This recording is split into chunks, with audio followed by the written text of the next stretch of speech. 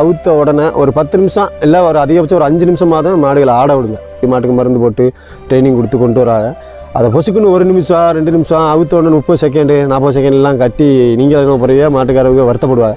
அதனால குறைஞ்சபட்சம் ஒரு 5 நிமிஷம் இல்லை 10 நிமிஷமாக தான் ஆட விட்டு பாருங்கள். 5 நிமிஷம் ஆட விட்டு கட்டினீங்கன்னா கூட சந்தோஷம் இருக்கும். அதுக்கு மேலே ஒரு 5 நிமிஷம் அதுவாக ஆடிடும்.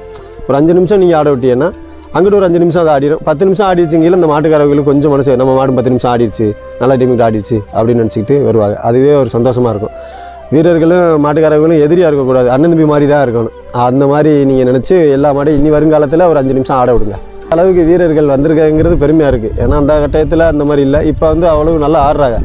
அதுவே பெருமையாக இருக்குது. இருந்தாலும் போட்டோன்னு கட்டுறது கொஞ்சம் மனசு கஷ்டமாக இருக்குது. அதை தவிர்த்துட்டு ஒரு 5 நிமிஷம் ஆட விட்டு கட்டினாங்கன்னா இன்னமும் சிறப்பாக இருக்கும். கடைசி ஒரு செகண்ட் கூட இருக்காது. வெற்றின்னு சொல்லையில் கரெக்டாக போய் இதுக்குள்ளே கட்டுவாங்க. அதில் எல்லாம் கஷ்டமாக இருந்துச்சு. கஷ்டப்பட்டு அவ்வளோ தூரம் போயிருப்பான்.